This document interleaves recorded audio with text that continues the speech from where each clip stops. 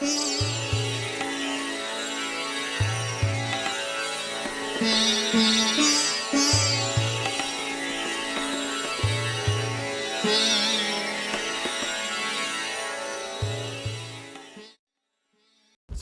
hello and welcome to Leadership as a Philosophy, Not a Checklist. I guess this is on Power 3. I don't know what to call it. The catchy title is still forthcoming. The objective for this one is we've got two things. So, if you remember what was left over from the last time, the first question we're going to discuss is if you don't go out and spend a bunch of money on top talent, what are you missing as far as leadership goes? And then the second thing we're going to talk about is how do you prevent somebody who's got the leadership ability, talent, and potentially the characteristics from using that ability for bad, for evil. So we'll see how that goes. So that's that. If you want to say hello or anything. Hello. Hello. Yeah. How's everybody? So charismatic. So That's me. Yeah, exactly. He's got charisma. So here's the example that I have. I'll give a few. So we're talking about what happens if you don't give somebody top dollar. Mm-hmm. So I was thinking about the best way to use this with references that people that are watching can use. So the video, I have one video now that's got 1,000 and something views, and it's up the organization. And that's about a guy that took over Avis in 1960 something when it was the dead last in the rental car business, and completely turned it around to where they were number one. He came in and said, I don't want top dollar, I want a top bonus, right? And so he took, for what is the equivalent now, his pay was $36,000 as general manager, as the CEO. Equivalent now, or at least in 2015, that would be like $1.2 million that he asked for as his salary. So can you imagine $36,000 being a lot of money? It just sounds crazy. It just sounds weird. Sounds not right. No. Yeah. Well, when I joined the Army, I was making $512 a month. Wow. Yeah. So it was good. Hey, but it was cool. It was good. It was a lot of money too. Yeah. Crazy 18-year-old. Anyway, so his deal was, no, I want profit sharing. I want everybody to have a stake. I want everybody to share in what's going on. I don't need all this money. Turned the company around, made a bunch of profits, and then consistently refused to take more of a bonus. So most of the other stuff in his book, I don't know if you've had a chance to read it, but if you go read the book, it's a whole bunch of it's a great leadership book. He says he doesn't think he's a leader, but it's absolutely written. Every solution is a leadership solution, right? Mm-hmm. So that's one example. The way that I decided to go about my thought on it is from the perspective of give me some evidence that it has done it. So it's hard to prove a negative, right? Mm-hmm. So, fun question. How many years was Michael Jordan the top paid player in the NBA? What was the answer to that? The last two of his career. Uh-huh. So he's getting paid $2.5 million a year until the last two, and then he got 30-something million. Mm-hmm. Now, what's good about that? Well, so for 12 years or whatever, he wasn't hardly making anything, and then he got paid. Now, endorsements and whatever else, I think he was making $85 million a year, Nike and all that stuff, because it was a different time. Mm-hmm. How many years? So he was getting paid, still won all these championships, still led the team, still did all that sort of stuff. Never was going around being a big diva asking for a bunch of money. Mm-hmm. So what about, sorry, Chicago, about Jay Cutler, right? His deal a couple of years ago, $150 million contract, hasn't done diddly nothing. Right. So what are we paying for? Mm-hmm. How many years has Tom Brady been the highest paid quarterback in the NFL? Not often. 0. Tom Brady took pay cuts several seasons to bring people on because he wanted to win a Super Bowl. So the reason I use those examples is because to me that's the best way to look and see here's what can happen if somebody's not getting top dollar but wants to do good for the organization. Mm-hmm. Now, what evidence do we have that paying those guys that were in charge of all the investment banks in 2008, they were making $80 million plus bonuses, plus all this other sort of stuff. Bankrupt several companies. Mm-hmm. So, but they were top talent, Yeah. right? And so that's the evidence. Now, I've been thinking and doing research and trying to find out. You don't ever hear about some CEO coming in saying, I don't want a bunch of money. I just want, give me some bonuses for doing a good job, Mm-hmm. but don't pay me a bunch of money until I do well. Mm-hmm. That's my answer, or that's my hypothesis. That's my idea around that answer. So So I hand that over to you to think about. so to from my perspective, and since we're relating it to sports a little bit, let's talk a little bit of sports. Uh, LeBron James, not always the True. highest paid person either, similar to Michael Jordan. What I see from them though, and in sports being a little, it's different in Sure. that sometimes when you really take a look at it, the who are these people? Who are these professional athletes actually working for? Was Michael Jordan working for the Chicago Bulls, or was he working for Nike or Gatorade? Because they did pay him more. Right. Since Nike was paying him more, although he's known not as necessarily a Nike endorser, but as the greatest Chicago Bull of all time. Right. But which one of them was actually his most important employer? And in some instances, especially if you're talking to anybody in business, they would probably say it was Nike. I mean, to this Yeah. day, he has such a huge stake in it. Very little to do with the Chicago Bulls, but a huge stake in Nike. And people buy Air Jordans because of Michael Jordan. Still. And Yeah. Nike makes the majority of its money based off of that brand in general. And today, LeBron James is the successor to Michael Jordan Sure. in many ways. LeBron James played for a small market team in the Cleveland Cavaliers, Yeah.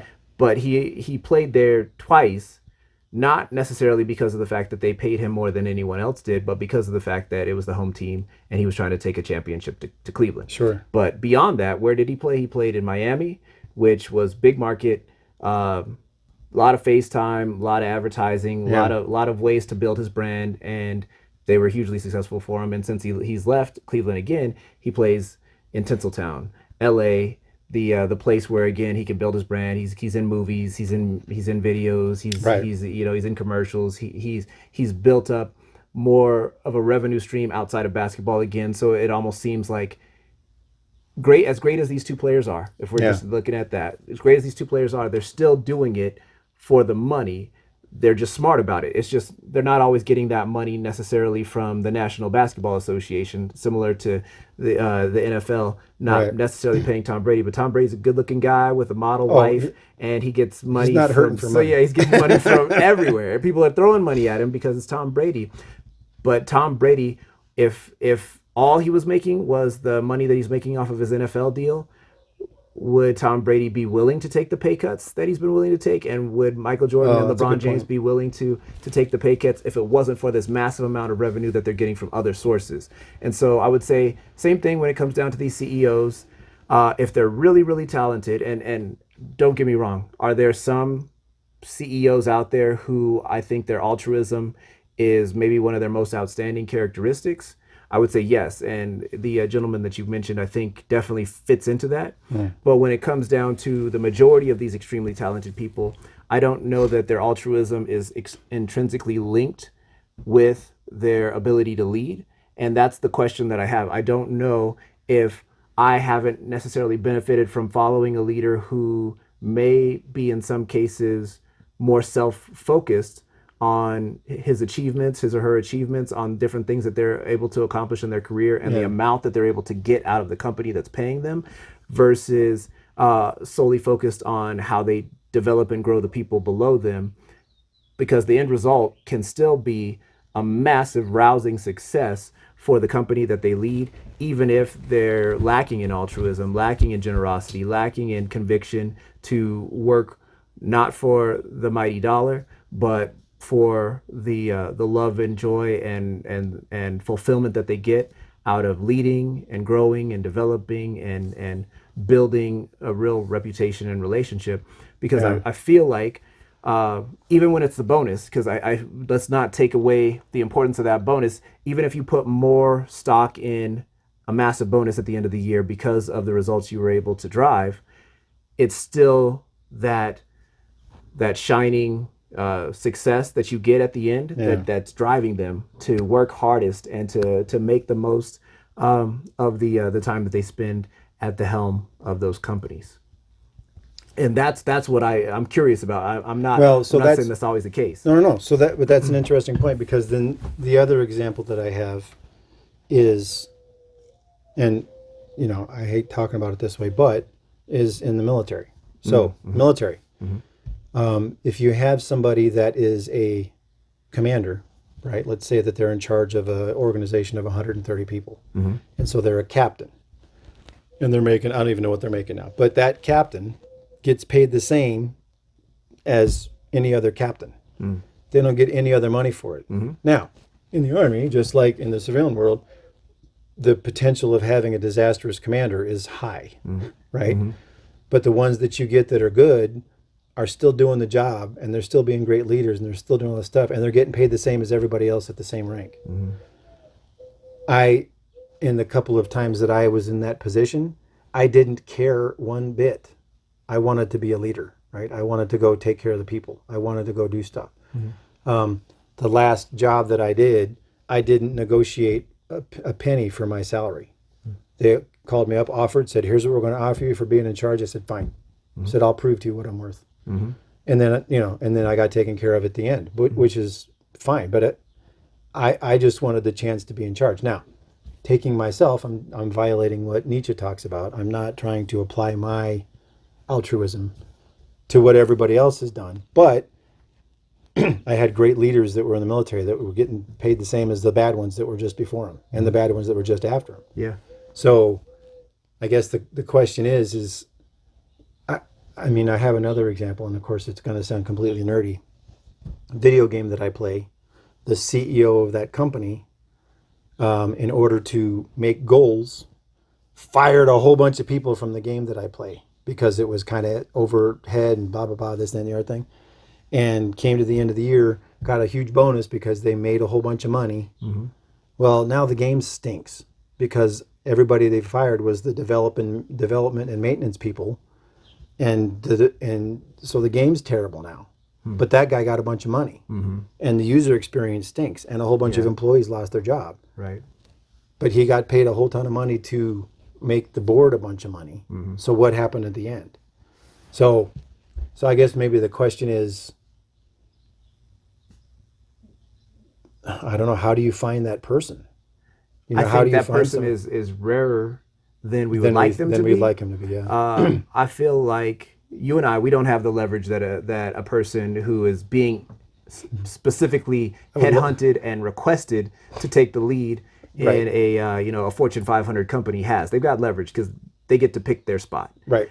For us, we come knocking on the door asking to get in, and instead of the door being thrown open and someone welcoming us with open arms saying, come on in.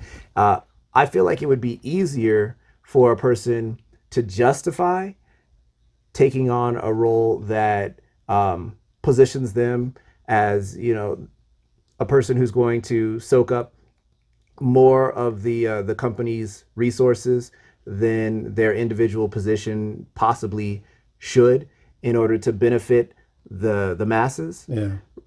Because if they come into that environment, which is the issue, I believe is the issue, the rules are already set. It's very easy to justify.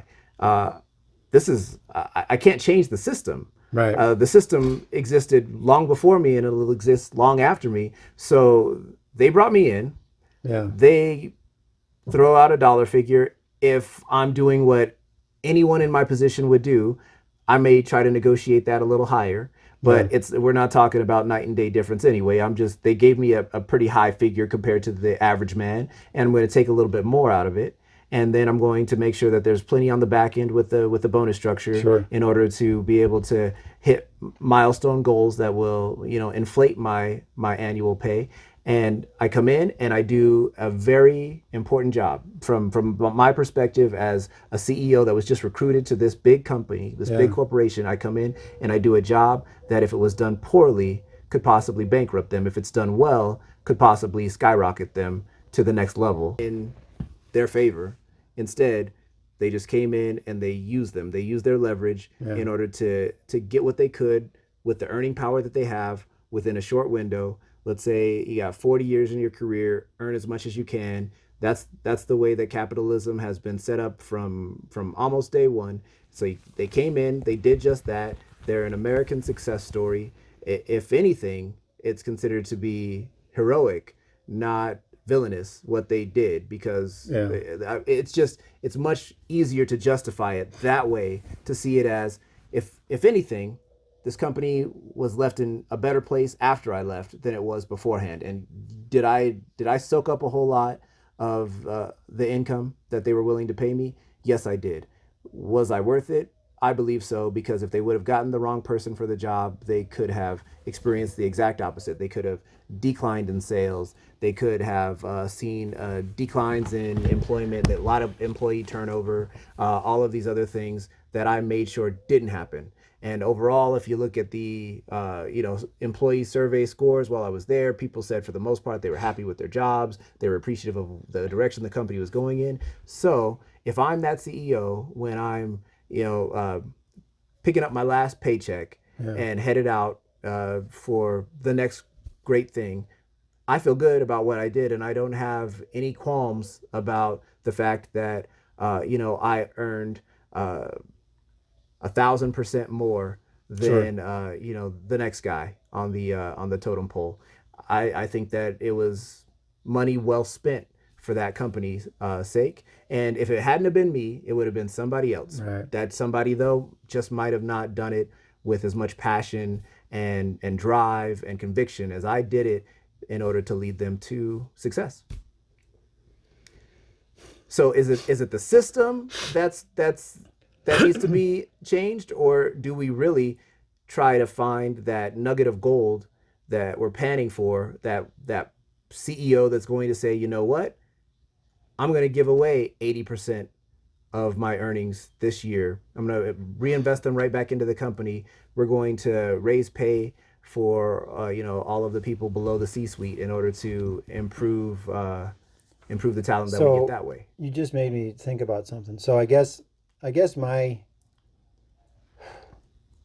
so maybe I'm being too idealistic, which you talk about bringing somebody in who's going to do a great job, expand growth and all that sort of stuff. Mm-hmm. What bothers me is when you see CEOs that come in and increase profitability, blah, blah, blah, blah, blah, and then you go do a little bit of research and find out that they fired a third of the people. Mm-hmm.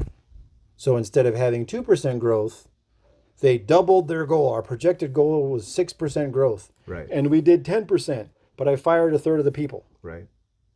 That's good for a year. Mm-hmm. How many more times can you do that? Right. Right? Or do you do that twice and then bail? Mm-hmm. So then the third guy comes in, or woman comes in, and has a completely gutted workforce Right. that are bitter and angry because they keep getting fired. Yeah. And then it's a disaster. Yeah. And I think that comes down to, what do we consider to be a good leader? Because from what we've discussed over the last few videos and what we've been talking about off the record for Yeah. the longest amount of time, that's not a good leader. Right. Somebody that comes in and would do those sorts of things to the people that report to them Yeah. is not the sort of person that we're considering to be a good leader. But can they couch bad leadership in successful results? Because Absolutely. the end result that matters to the shareholders on Wall Street is that they were able to gain the most from their investments. Right. But from the outside perspective, from the objective observer who's looking at it and going, okay, what truly is good leadership? We know that good leadership is leading by example. We know that good leadership is having the right characteristics of integrity and being able to be vigilant, and these types of things that aren't as easily quantified as Exactly. saying, okay, well, the company though did increase profit by 3% year over year. And so that in and of itself, it's success, but it's not success as a leader, as Yeah. a true leader. Yeah, so I mean but that's what I said. Maybe the ideal is, or like you talk about the system. The system is set up strictly for profit Yes. at all costs. Uh-huh. right? Yeah. That's what nobody likes to say. It's like, Right. well, I'm going to do anything, because to me, I think we've mentioned it a little bit before. So the place that I worked at before, I spent a whole lot of my time, because we weren't doing a whole bunch of. I made profit by being as efficient as possible. Mm-hmm. It wasn't getting rid of people. It was fixing and implementing all of the systems, or getting rid of systems that cost too much money, or doing things that were redundant or wasted time. Mm-hmm. And so to me, it's like, I get, maybe like I said, I'm being too idealistic, because you got a board that wants to make a bunch of profit. You've got a board that doesn't say, hey, we want you to make a profit and not fire anybody. Mm-hmm. Because then suddenly that comes off the table. Well, then what happens? Well, maybe you might have to fire a couple people because they've become part of some bloated bureaucracy that causes too much extra work and causes too much extra things and wastes a bunch of money. So you get rid of that bureaucracy, not, or you disperse them, find something else for them to do. Hey, we're going to find a different place for you because we're getting rid of this system. Try to making things, get rid of bloat, get rid of all that sort of stuff. Yeah. That to me is what you should look for. But like I said, I'll do that for cheap. Because I hate inefficiency. I hate bloat. I hate all that sort of stuff. Right. You say, hey, here's your job. Fix that. You can't fire anybody, and you got to try to be profitable. Well, then suddenly you go after all the fat stuff that's in the middle that hadn't been doing anything. Right. The people that don't produce anything, that just, Mm-hmm. What are you doing? Yeah. I can't remember, or do I remember? I went to a training event for different company several years ago, and they brought in all these people. We're here to help. Oh, great. How do I get your help? Well, you got to go through this process. Well, what's the process? Well, so you don't know how I can ask for your help, what you're telling me. So you exist, Mm-hmm. and I work to pay your salary, because the profit that I generate pays you, and you don't know how to help me. Mm-hmm. Well, yeah. Oh, good. They're bringing somebody else. How do I get your help? Well, you're too small. We can't help you. Cool. So again, the profit that I'm generating is paying you not to help me. Okay, cool. Bring in somebody else. And this was a government contractor. And so then they bring in the third person. I was like, what? Holy moly. This is, I feel like, it's like, so all of this profit, supposed revenue that I'm generating is paying for you to do nothing for me. Mm-hmm. Why do you exist? Well, blah, blah, blah, blah, blah. And then you find out that nobody's been able to use them. It's like, get rid of that group. So, okay, we had to fire some people. Well, let's find somewhere else for them to go. That's fine. Or, we got people that are leaving the company. We're just not going to hire anybody. We'll put these people in those positions. They might not be happy, so they quit, but I'm not firing anybody. Yeah. And I guess that, that seems like that needs to change. How do we do this and keep it so that people want to come work? Because what happens? What happens if you have a company that everybody knows takes care of their people first? Because who does the work, right? Right. So how do you change that so that it's not profit at all costs? Because the most expensive thing anywhere is people. Everybody knows that. Yep. But how expensive is the bloat in the middle? Nobody's done that, because how long has the bloat been there? Yeah. I don't know if I told you the example. I had something once. We showed up and we're doing this checklist for something. I said, whose checklist is this? It was such and so. Well, I need to find out why they're doing this, because I don't get it. Because on this thing, I've got all the same pieces of information. Why am I filling out another checklist? Turns out it was for it has nothing to do with gender. It was some woman that was there 7 years ago and wasn't there anymore. But we're still doing it. And nobody knew why. I said, well, let's stop. They're like, well, we have to have a meeting. No, we don't. That person's gone. Yeah. Stop doing it. We're wasting time. We're duplicating effort. Well, blah, blah, blah. So I just stopped filling it out. You're not doing your form. Okay. Felt like, did you ever see Office Space? It's like TPS reports. But yeah, I know what you're talking about. Yeah.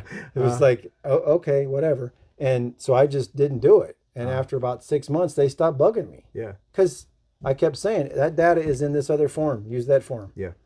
Because people don't want sick to of the change. redundancies. Yeah. I don't like wasting time. Yeah. Yeah.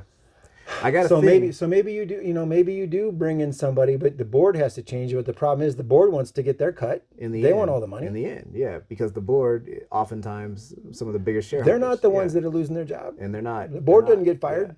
Yeah. And they're not dealing with the worst parts of the job that maybe the entry level positions would be considered to. Oh, right. To have Absolutely. to live with. Yeah. Yeah. Your sports analogy made me think of a thing that I want to discuss, not on this video because it would take too long, Oh, but on one of our successive videos. I would yeah. love to discuss this with you. Now, can Oh, I set sure. it up? Can I Oh, go go ahead? ahead. Yeah, I yeah. want to set it up. All right. So, obviously, with the sports analogy, uh, we're not talking apples to apples. It's not possible for us to do that because when we start talking about a leader in Michael Jordan or in Right, LeBron James, they're players and they have coaches and general managers and right. they even have the owners of the organizations that they really report to. So they may show leadership, but they're not the ones that are Not the one writing calling the the shots. checks, and Yeah, they're not the ones that are the stakeholders in many ways, right? We sure. know this. So I want to first and foremost set that up. But having said that, there is still a good analogy that can be found there, as you brought up, whether it's Tom Brady, Michael Jordan, and I brought up LeBron James. I want to talk about that just a little bit when we go forward, because of the fact that in the past, and what we talk about what true leadership is, uh, you can fit many people into that are considered to be the face of maybe the entire league that they play for. You can Sure. fit people into that. Michael Jordan could fit into that when it comes down to what is true leadership, because Michael Jordan won many individual accolades, but he also won a lot of team accolades. And when it came down to the championships, he's got 6. LeBron James only has 4.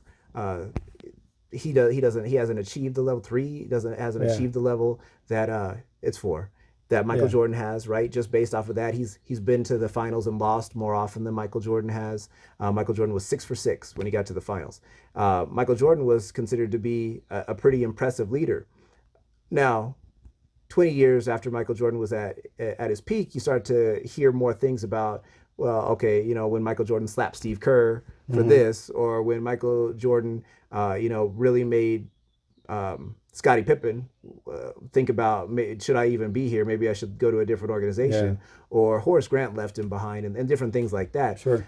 But okay, so those are some of the cons that we're going to have to consider. What are the positives? The positive is, well, he did it earning less pay than LeBron James requests now to this day. He also did it without building a super team, right? The Right. people that were drafted to his team were the people that he made better. We say he made them better. Did he make Dennis Rodman better? Did he make Horace Grant better? Did he make B.J. Armstrong and all these other people better? Yeah. Judd Bushler. Well, they won championships with them, and would they, if you didn't have Michael Jordan there, would they?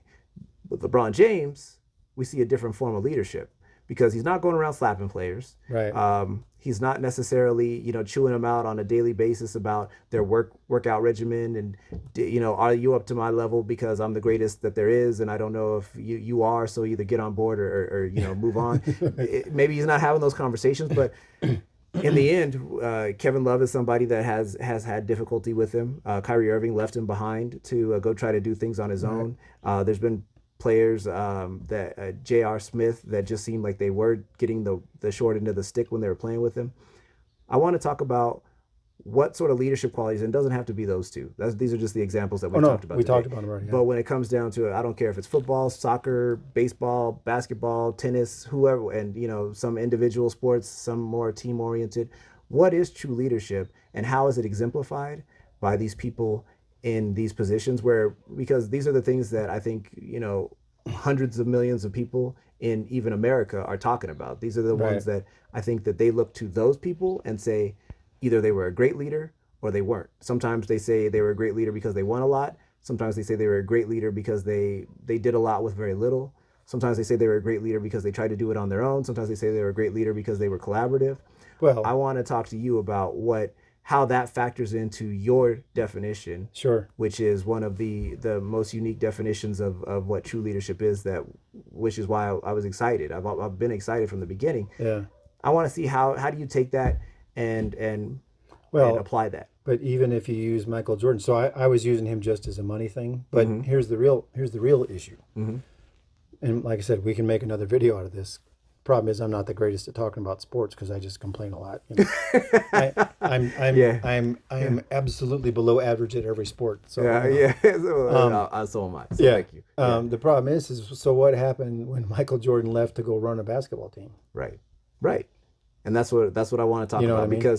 because if you're a true leader, Well, that's my can point. can it not be applied to more than one thing? I mean, obviously his greatest talent was probably in Sure. that athletic nature. Hyper But competent at being yeah, a basketball player. yeah. Right. But if you're a great leader, can you not apply it to multiple angles? Can you not apply So it to multiple I say, right. disciplines? So well, like I said, this is a great discussion. So my thing is, um, being the top of the competence hierarchy, which Michael Jordan, LeBron James, they are.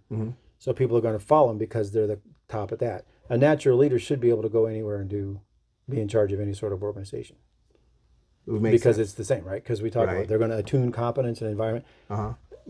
Most of the natural leaders that we know are not the best at anything except for being a leader. Yeah. So you go put them in charge of something and go, okay, well, what's the goal? Cool. Who's the best? Great. Who's this? Boom. All right, let's go. I can do that with any organization. I just know it, right? Because I know that's what I'm going to do. Because I'm not the smartest person in the room. I'm the best at getting things organized and doing that sort of stuff. But you can tell, like I said, Michael Jordan, hyper competent, so people followed him. So then that becomes a different thing than him going and trying to run a basketball team. That's not his competency. So it's a different type of leadership. So what happens though if you are the smartest person in the room? Does that change the dynamic enough for there to become issues that were not foreseen before? And with Michael Jordan, for instance, even a person who has struggled mightily with the leadership after playing basketball, still involved with basketball. Yeah. The Charlotte Hornets are right now currently in the playoffs this year, and Right. they look like they've been revitalized. Yeah. What does that have to do with Michael Jordan or not? Right. And it's something that I want to Well, discuss. and we have to do that because I don't even remember how much he's involved with them anymore. So I don't know. He's still the majority owner. Yeah. But is it him? Is it something else? Well, because it's break that been down. how many years? Yeah, That's exactly. that's the problem. Exactly. You know what I mean? Yeah. So yeah, but there's a TBC. yeah. So there's a difference between being the best at a competence hierarchy and actually being a leader. Yeah. Because being the smartest person in the room when we talk about that is the only time that I would say that about myself ever is I'm good at coming up with a solution, but I'm still going to require the talent of all of these other people to do that solution. Yeah. Right? I'm not the best technician. I'm not the best that. I'm not the best that. But I know how to line those people up to get the job done. If that team is lacking talent and lacking Right. intelligence and other things, not saying that you or I have ever had a team like that, Yeah, but different. if we did, right. then How what? would you do that? Yeah, I don't know. Yeah. Like I said, that's the problem. Is I'm the worst Yeah. person to talk about for sports, but happy to do research because it'll be Yeah. fun. All right, So, that sounds good. Yeah. cool. So, did we have an answer or not about paying top talent? No. The system is broken. the system is broken. This.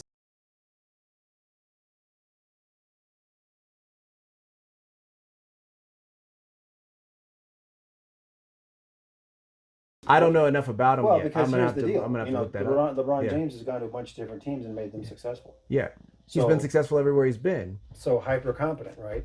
But So- some people say that's the wrong way of doing it.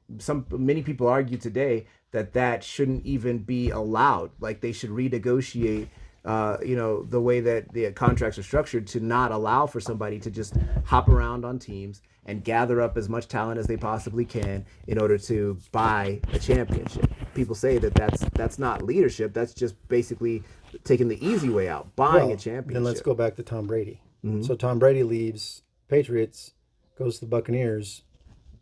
Now, the only reason that I bring him up is because I saw an interview with the coach afterwards. Mm-hmm. What's his name? Is it Bruce Arians. Bruce Arians, right? Mm-hmm.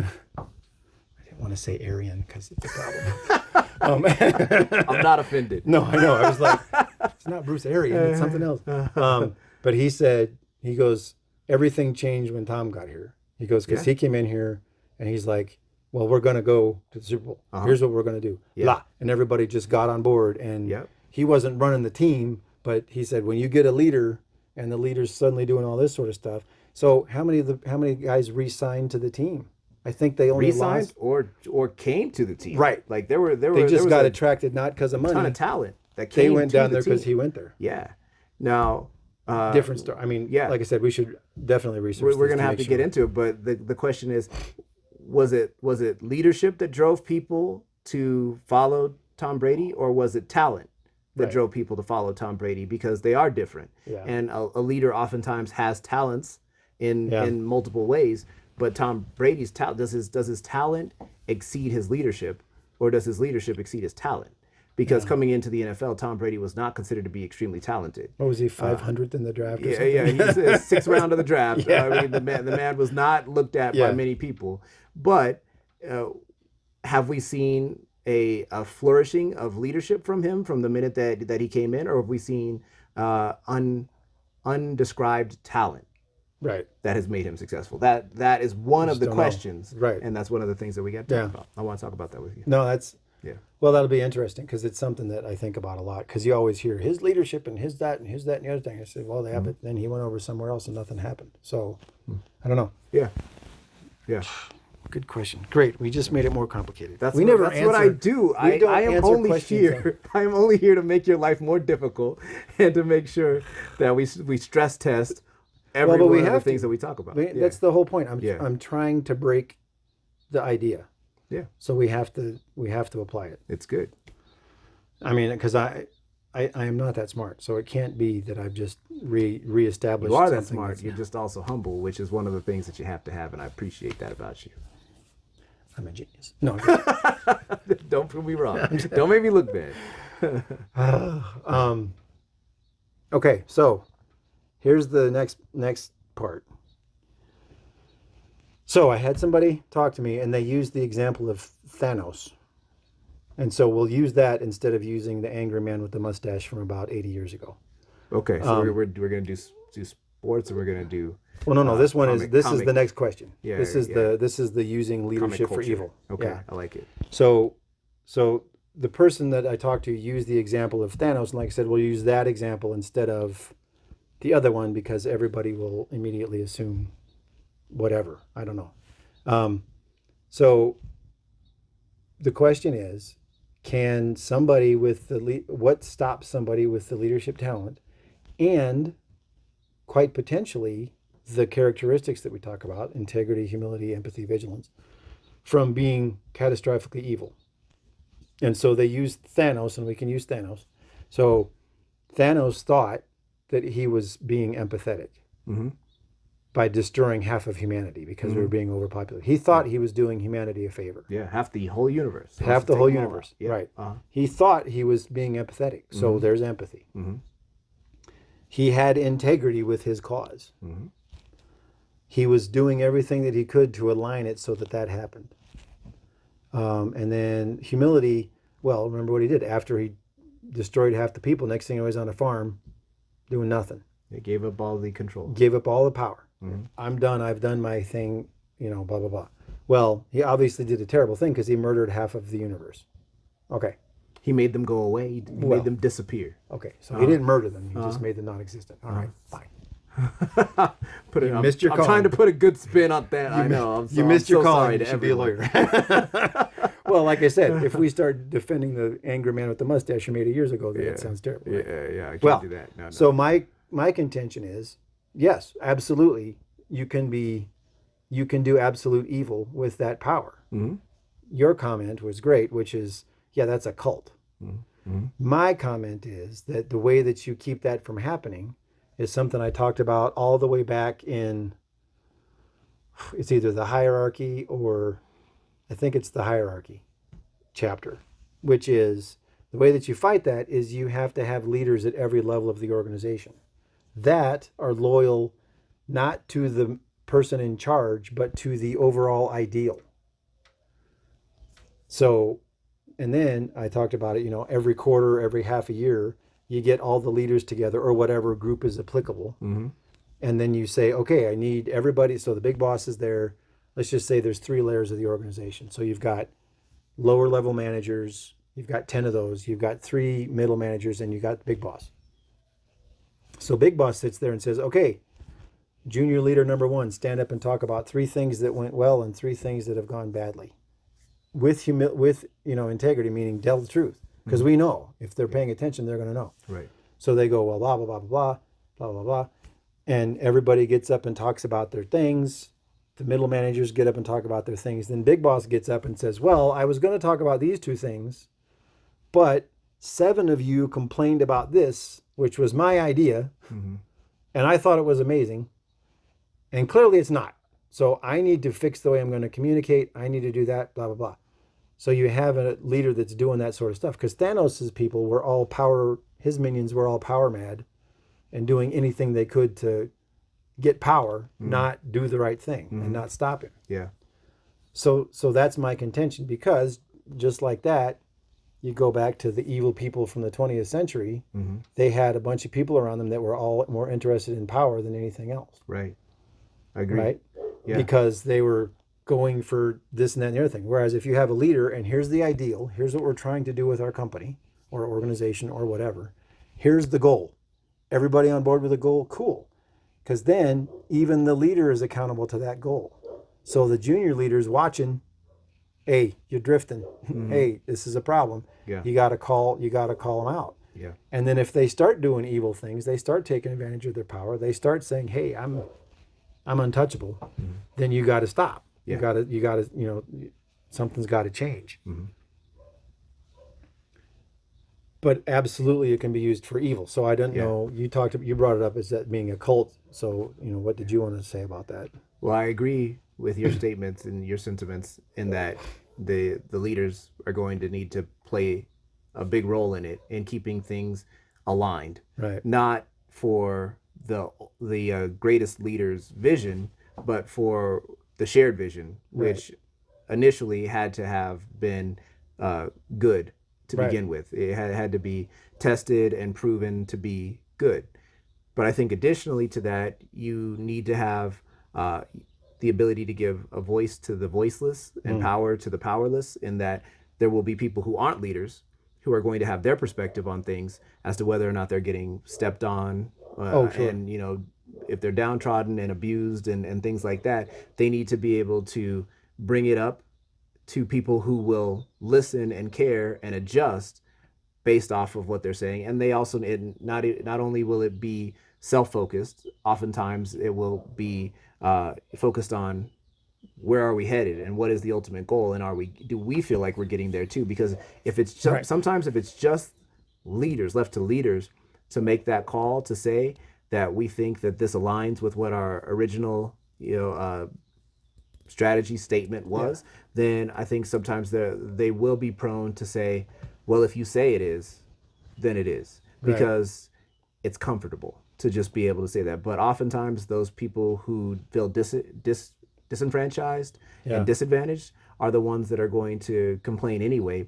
Not always will the complaint be valid, but it needs to be heard, and then there needs to be an analysis of it, I believe, in order to make sure that we're not straying. If this organization is really going to get to where we say it's going to go, and it's not going to devolve into something that could be perceived as villainous or evil, then what do our people think about it? And do we have enough people and enough surveys of those people to say, we're on the right track, we're doing well, or are we diverging from the path, and are we getting to be maybe self-focused? Well, so my my response to that is that if you have somebody that's a leader at every level, that leader's job is to check on the people below them. So there has to be an open environment where these people can communicate back and forth. Yeah, a forum. Yeah, a forum, or the leader going out asking questions and then not ripping somebody's head off. Yeah.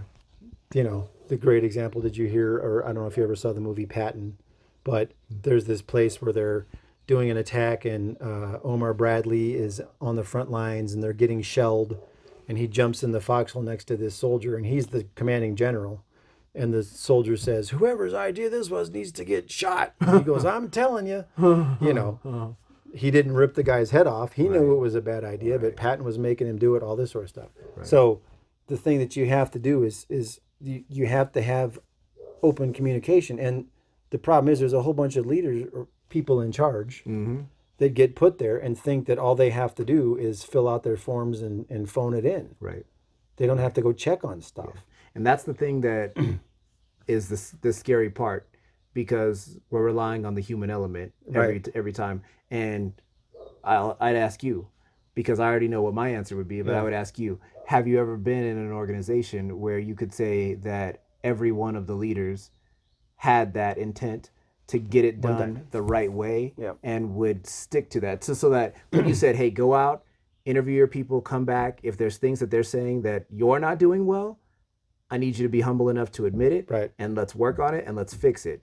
Because I've never been in an organization where I could say that all across the board, that would be the case. I could say that some of my peers, I really believed in them and I thought that they were honest and humble enough to just take it on the chin. Yeah. But I have never been able to say that even close to 100% of the leaders in an organization. I would say maybe even not 50% of the leaders in most of the organizations that I've been in. And we haven't always been in the same organization. No. So I was in, so I how had would it you say? happen. I had it happen one time when I was in Yeah. the Army, Yeah. and it was from the brigade commander on down. Yeah. And the brigade commander would come in and say, "Okay, here's what's going on. Telling you what's happening. It's uncomfortable. It's awkward. Here's what's gonna do. Here's what I'm doing. Here's this and here's that." And everybody. And then the next level down, what's going on? Here's the deal. And it was amazing. Yeah. And so the reason that I say that is that why don't we aim for that? And Can we achieve that though? Was that so unique that it's an unachievable standard as a whole for a company to rely upon in order to make sure that they don't devolve into that Thanos like evil corporation? So I think so. I have to think that, otherwise this whole project's a useless exercise. But the idea is, if we spend the time identifying natural, people that have the leadership talent and giving them the right characteristics and then putting them in a place where they can have influence, then yes. The problem is most obtainable. organizations are infested with bureaucrats. Yes. And people that are there just to do numbers and just to manage and just to do this sort of stuff, and have all of the hubris that you can imagine, because they have all of the certificates and all of the master's degrees and MBAs and all this sort of stuff. So they're clearly experts, Right. but their people hate them, Yeah. right? Yeah. And so that's what I think that's the ultimate goal. I mean, if an organization were to figure out how to, like we talked about, put people through a training program, and part of that, I mean, let's just use the example of the Taj Hotel, right? They go through training, then they go do hands-on with some people observing them. They come back, do more training, go do more hands-on. It's a 1.5-year process. It's expensive. Could you imagine how much money that costs? Oh yes. But what's the end result is that they have people that are leaders. Right. And so they put all those people in there, and then the whole culture at that hotel has been amazing for 70 years because that's the way they do it. Right. So I believe, yes, that it can happen, It's obtainable. but you got to get all the power mad people. You got to change it. You got to tell them, look, this isn't working. Right. Right? You're not going to be able to do what we need, and so you've got to change the system so that person still has an avenue. They can still, and that's why I keep saying that pay the natural leaders a little less, so you can pay the people that are managers a little more, so then people that want to manage go for that job instead of being a leader. Because who in their right mind wants to go be in charge of a bunch of people and have to deal with all their garbage and set everything up? A leader does. Only somebody who can find Who knows they can true do it. joy and fulfillment Yeah. in it. Yeah. And that's the reason that we've gone with the evil part all the way back to the beginning, which is, that's why I think you give somebody that opportunity, and they say, well, am I going to get enough, am I going to get enough money to pay for gas and my house? Yes. Okay. And a couple vacations. Sure. Okay. I'll take it, because I want to go do that and work with people, because it's insane. It's hard. Leadership's a pain in the neck, right? We all know it's impossible, but I don't mind doing it at all. Yeah. You hear people all the time, no, are you kidding me? You got to deal with these people calling you at 2 a.m. That's part of the job.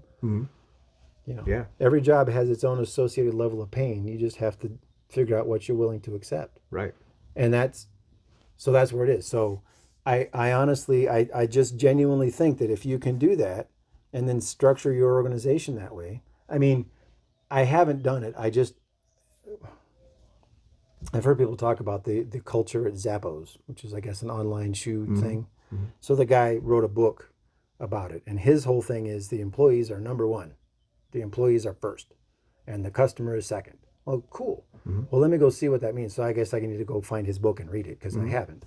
Maybe I'll add that to my next year's list of stuff. But But I think that's what you do, and I think that's what you're talking about doing anyway. I don't think that that's anything revelatory, because if you take care of the employees first, the employees take care of the customers, and that's always been the way that it's the way it's a supposed to good work. leader sees it. I Right. think that I think that this person, I don't, man or woman that ran I think it's a Zappos. dude. I don't know. Okay, Yeah, I need to go find. this guy. I heard about it and I haven't, I Yeah, haven't paid that much attention. But I need to I go think they're find doing out. it the right way. I Right. do. I think they're doing the right way. They're onto the right track. But I think that that is something that's just inherently known by a person. You're going to take care of the people that you're going to look in the eye on a daily basis, shake their hands, and say, "Hey, this is what I need you to do for me." You should be taking care of them first, because they're taking care of you first, and then they go and they take great care of your clients or your customers, and great things come from that.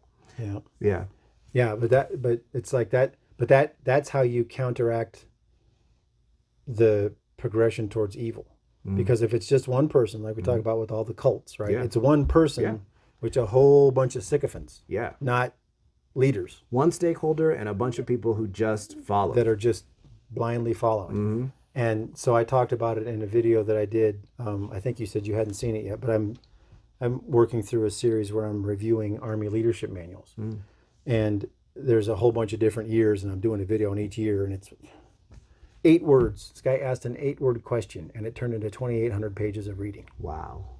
Wow. And I did it like an idiot. So, but the thing that it says in there at one point is, it says loyalty is important for a leader, and it says you should never question your superior. You have to absolutely adhere to this and that. And I take issue with that, because Same. what if they're going over here? Yeah. I'm not following you over there. No. The goal is here, and you've drifted. Yeah.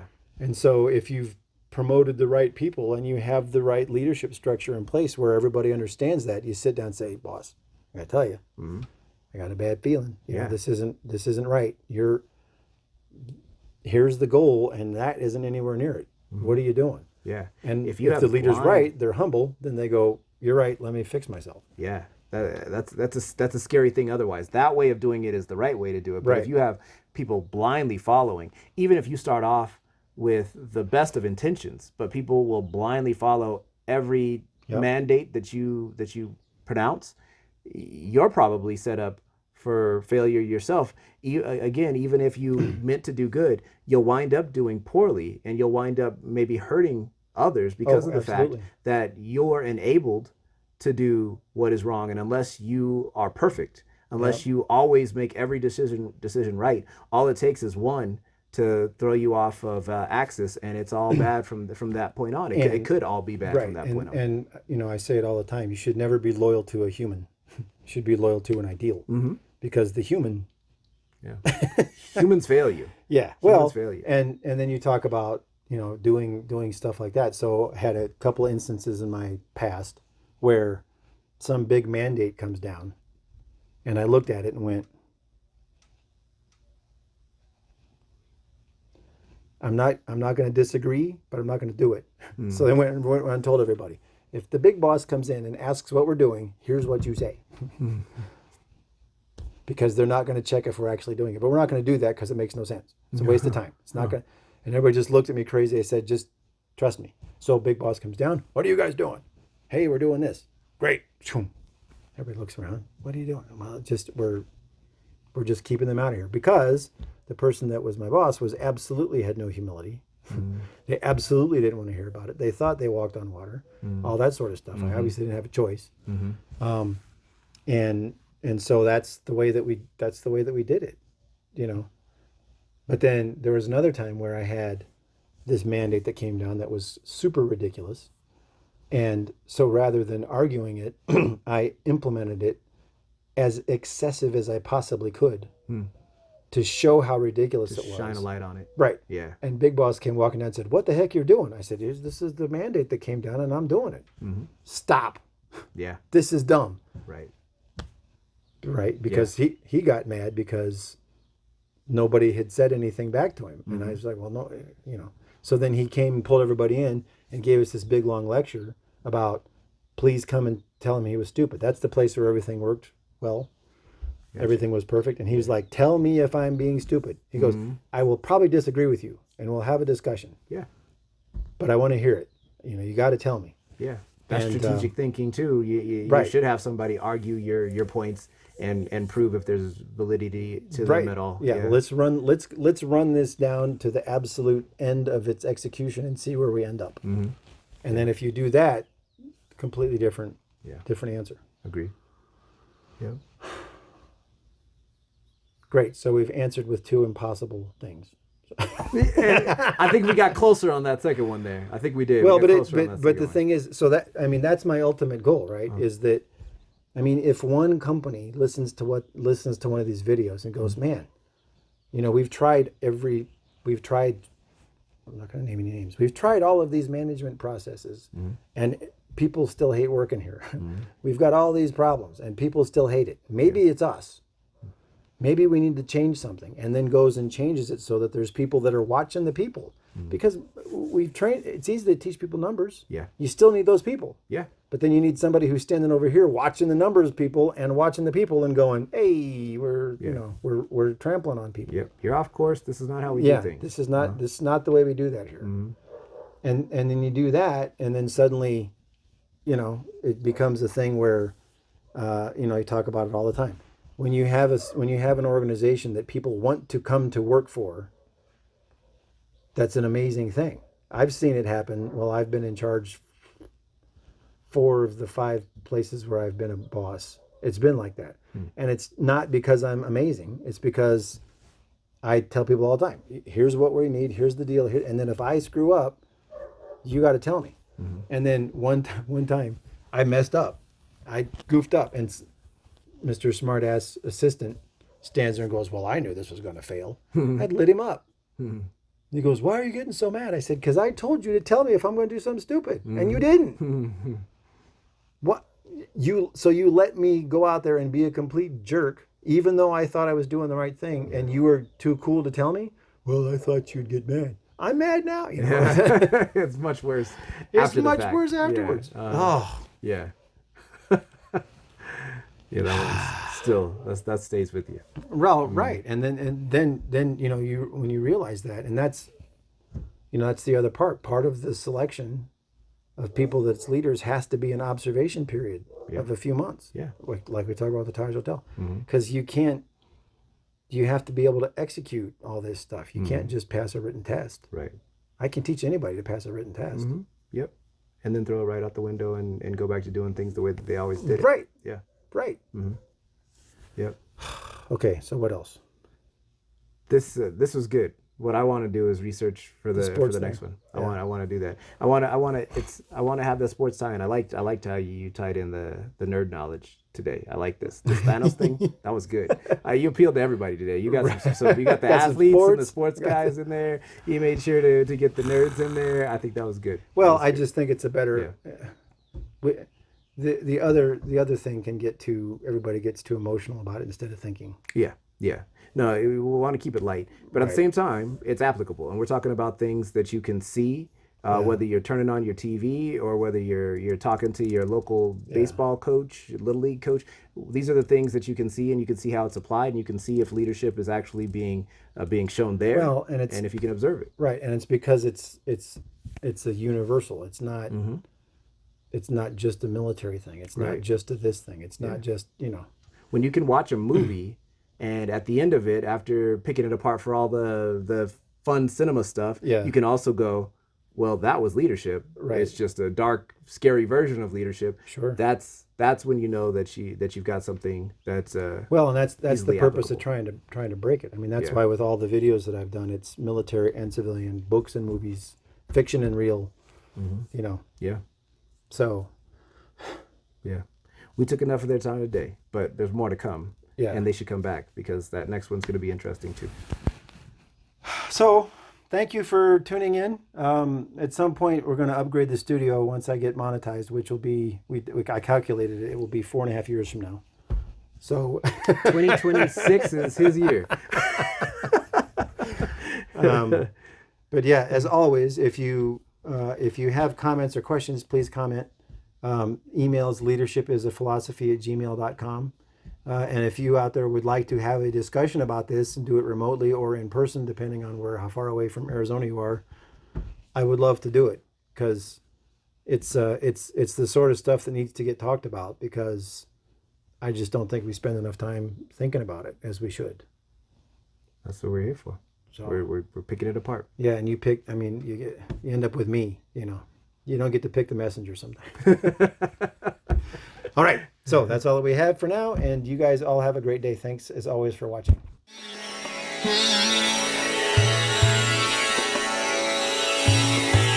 Mm-hmm.